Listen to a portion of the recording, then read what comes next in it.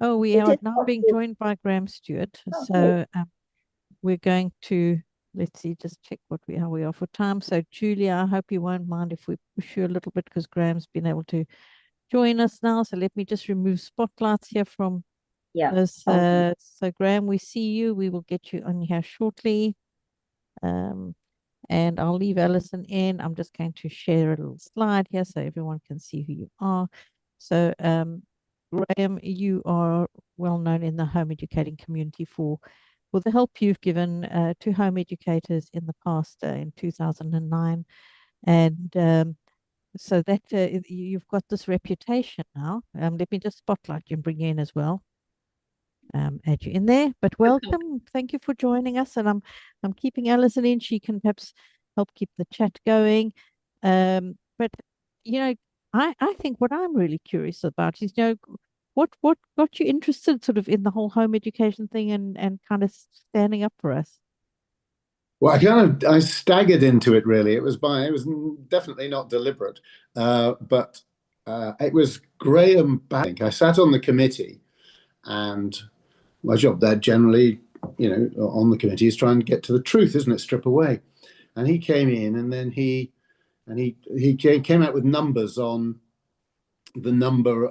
He come out and said that there were 20,000 children known to be to the local authorities, known to local authorities. But he said, but the real number of home educated children's got to be at least double that, and might well be 4 times that. And then I don't want to bore you with this, but he basically came out and said that the children who had what do they call it? My God, my memory's going. But Child protection. He said that he was talking about social services intervention, wasn't yes, and it was the child protection plan or something like that. And he said, it was double the rate. So, not only was there an issue with education as far as he was concerned, but there was a clear safeguarding issue. And he said, and it was double the rate, at which point it was just the numbers from that. And he made this as, just at the end of his long inquiry. This was a formal report to the government. And I was like, well, but you must have taken the people who have a child protection plan and divided it by what? The 20,000 known to local authorities. And he said, yes. I said, but by definition, anybody with a child protection plan is going to be known to the local authorities. And you've already said that the numbers at least double and more likely triple or quadruple. In other words, at best, at worst, the rate of child protection plans among home educated children is about the national average, but much more likely it could be as little as half the national average. So you made this whole case around a safeguarding issue for home educated children when the evidence, your own evidence, suggests the exact diametric opposite. Have I got something wrong here? And I can't remember. I haven't read the transcript ever, I don't think. So I don't know what he came out with. But I remember it was just, and I just thought, what a scam. I was just shocked that they could do that. So I think that was my kind of moment. And then there was because I can be contrarian, there was a certain appeal in the fact that the home education community is so singularly unattractive politically, spread all over the country. It covers a whole variety of views, and it reminded me of Pastor Niemoller as well. First they came for the whatever it was, the Jews, Yeah, I know the gypsies, and all the rest of it. And I was thinking, well, no one is going to. It's going to be very hard to see how anyone is going to stick up for this home educated community, and therefore it kind of appealed to me a bit. And then I kind of went from there and got involved in some more of the arguments. And home educators can be quite forceful, shall I say? I was going to say bloody-minded, but bloody-minded. Okay. We'll take forceful. Yeah. We'll just say forceful, and not always their best. If winning people over is the aim, not always. No, you're right. The most effective, though of course it's so diverse. You can't talk about people as if they're all the same. Or exactly. The whole point about it is the diversity of it. But anyway, and then from there, of course, we had the bill going through, and I was able to persuade. I mean, Michael Gove and Nick Gibb were naturally in the, in a sense, in the in those who would like to think that the home educators need to be brought back into the serried ranks of ordered education, not this wild autonomous free-for-all. But anyway, I managed to persuade them, and by doggedness and things. So they came over and started to see how the government had failed to make the case properly. And so we were able to use the fact that they needed our okay in the wash up at the end of as we got to the 2010 election to get it through. So Yeah, because that's what made it possible. Anyway, that's a very long answer. yeah, but and the scam persists. They're still trying the same things, using the same arguments, using reports to support them that have already been debunked. Using figures in like reverse so that it doesn't sound quite as bad, or it sounds worse, by just like manipulating the figures. And we obviously have got really wise to this now, but we do feel like our voice is very tiny, and there's just only a small number of people really listening or prepared to listen, and the arguments sound ever so complicated. So by the time you've started trying to tell people what the issues are that we're having and all the ins and outs, they start glazing over. And of course, because of the diversity of the community, you can't get agreement. You certainly can't enforce any agreement. Everyone's so individualistic, and they're not. Every home educator isn't going to sign up to say the same 3 ordered arguments in the same order, because that's how you win a campaign. You get very clear messaging and everybody says the same thing repeatedly, and if you keep saying the same thing again and again and again, eventually it'll register. So it is quite challenging. I can see that. We were having a laugh earlier about how they label us a powerful lobby. Yes. And here we are, and all of us are just trying to survive and spend time with our families, and the last thing we really, I've said earlier, is that I feel some resentment for the time that's been robbed from my own life and everybody here, because just having to constantly remind people of human rights, just basic things and boundaries, and the arguments have got harder now to sustain, because we do have bad actors as well that come into the mix, but they are the exception, not the rule. Yeah. Well, the first frustrating thing was, and I always said I'm not a sort of complete libertarian. If it turns out there is a significant educational underperformance issue in some segment or way, well, fine, and if that means crushing the does that apply to school as well? Well, but that's the point. So my whole thing was, do the research. There's just weird to go to this very expensive, heavy-handed policing thing on the basis of typically rather poorly researched, easily disproved facts.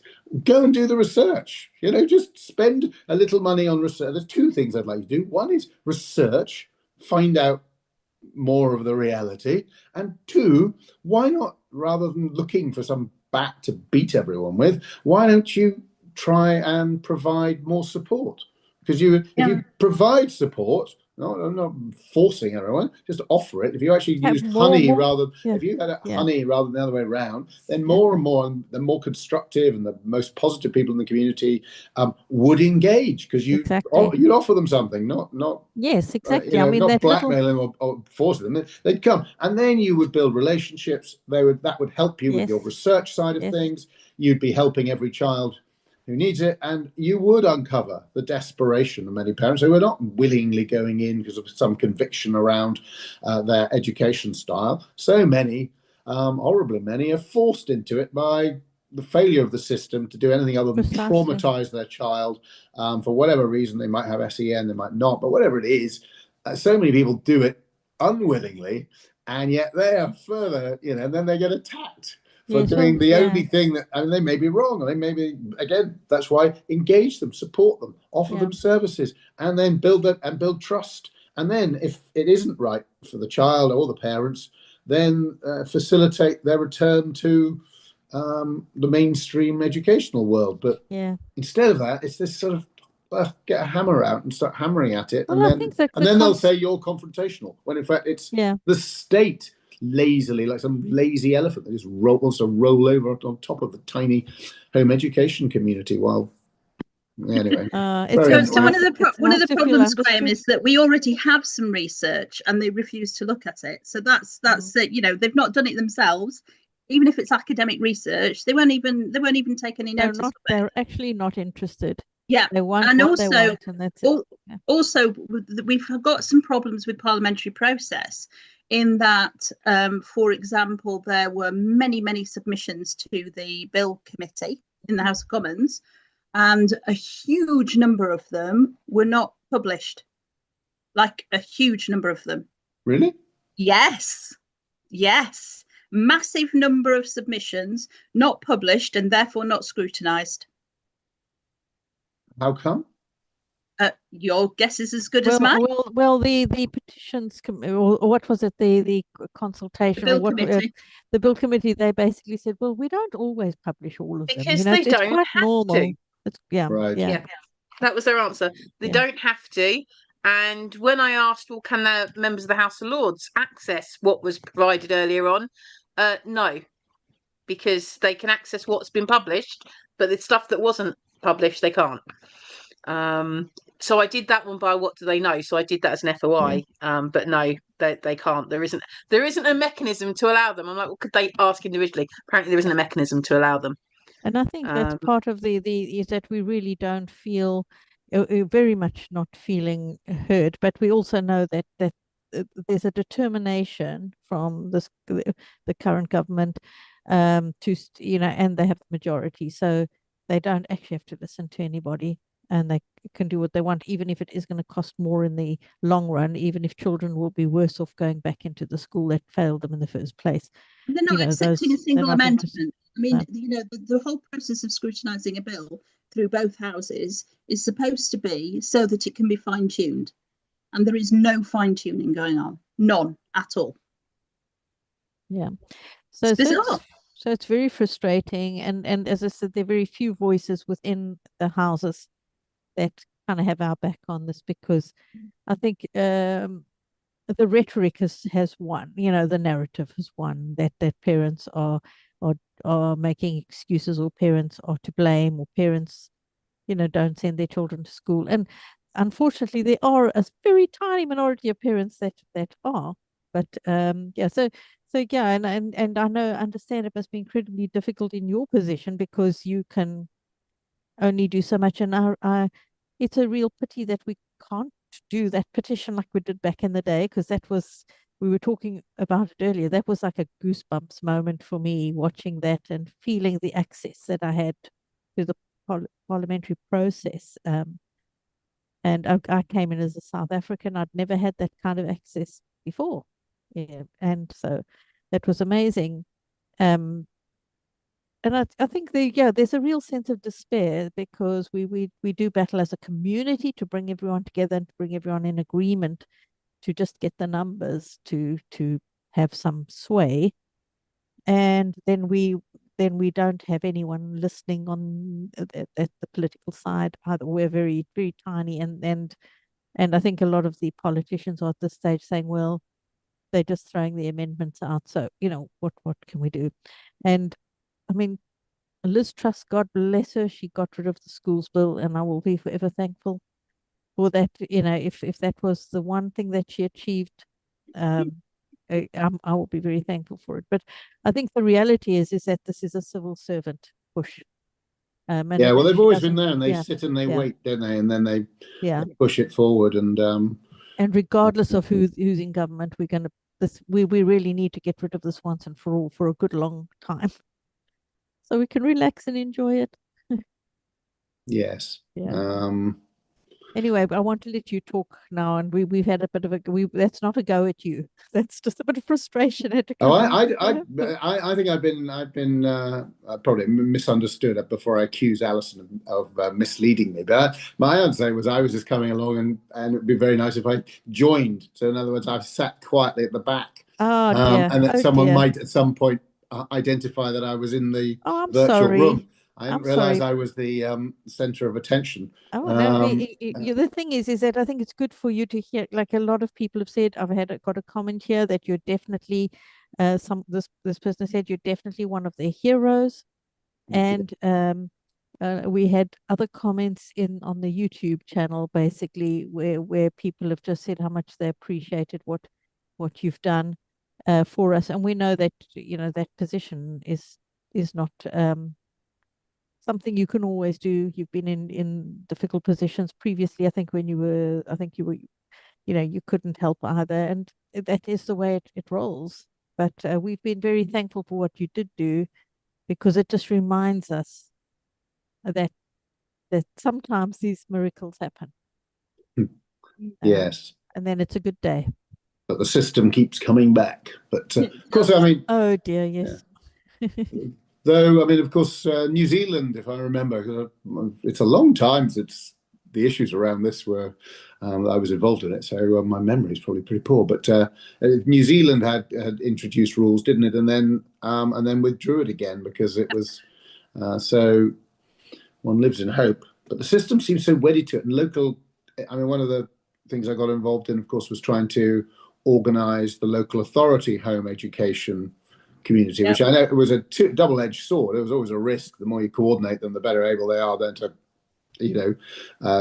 pursue the things that perhaps we wouldn't like. But on the other hand, I thought it would at least mean that you had people who were having to think more seriously about it, and that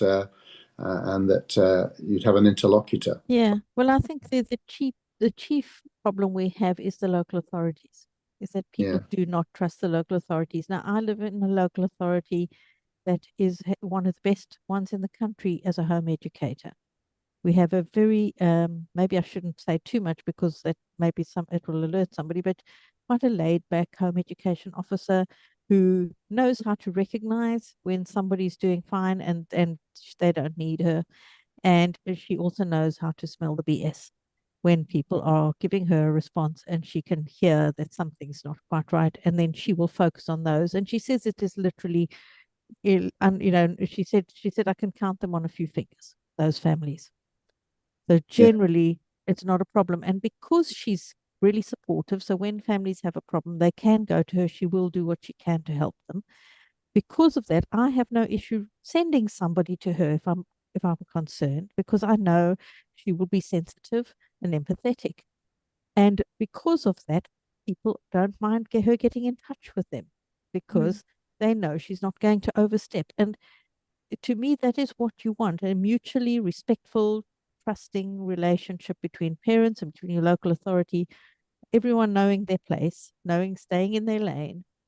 And I think that's the point, isn't it? I mean, that, again, going back to you asked what motivated me. It was just sort of the arrogance that I mean, it does come from a world view, which is quite easy for people, seems even conservatives, to slip into, of thinking that the state is the primary player, and therefore, the state allows you to do things, but keeps, it's in true loco parentis at all times. Whereas my kind of constitutional view was, no, the individual, the citizen, is the boss, and the state and local authorities are servants to them. And yes, they're, if you break the law and all these things, there are triggers that allow the state to intervene. But if you don't have that sense of the state is subordinate to the family, not least on the raising of children. I mean, we can't grasp that. That's what they don't have. So then they think you're there to do what they say. And how dare you not go the conventional route of sending it to predominantly state-run schools? It's just like, and that was that long constitutional settlement to recognise the primacy of parents, and therefore, and most people might choose to let the state educate their child because they choose to do so, and anyone who doesn't is not is not strange. They are simply exercising the primacy which they hold, and then that's quite right. That's why we're so worried about the bill, Graham, because it undermines that primacy. And then again, there's no problem with two fronts. Absolute abject failure of education. It can be triggers there to intervene, not a problem if that really isn't happening. But you know, as Juliet quite rightly says, you might want to have a good close look at how many children come out of 11 years of full-time education in the state sector, barely able to read and write before you get too up on your high horse with parents. Not to mention where I live, the schools are absolutely full. There's no room for any other children. But again, there's of course you get into the nitty gritty on how do we know? Well, let's again go back to that constitutional point, if that's the right way of putting it, or rights point. No, the parent has primacy. So it's only if it appears, but we can't know then whether everyone's getting a proper education. No, you can't, because that's not your role. The parents do that. Now, if it becomes apparent to you, and you can be sensible things, then yes, you can act. But that's not good enough. Well, have you got the evidence there are so many children being failed in home education educationally to justify arrogation of powers? But if we could just get into the home, because we need to get into the home. Because they're obsessed with that, which got me as well. I said, well, it's unbelievable. And then, of course, the confusion between the education and then the child safety point of view, and it was just like, and the whole mindset. And I go, but it's outrageous at the moment. They said, what do you mean? I said, well, I have my 2 young girls, which I had then, and I have them for months. Mine very long holidays, and I can just, do you know what I can do with them? You can't. No one can come and inspect and find out if they're safe. I can just take them abroad on a plane anywhere I like, do whatever I like with them. How are we ensuring that they're being treated properly? Surely we need to give local authority needs to come have the right to come in my home in the summer holidays and demand access. And then they'd suddenly catch on because they'd be with you the whole going, oh yeah, that sounds right, until the point you say that, and then they realize that you're taking the mick.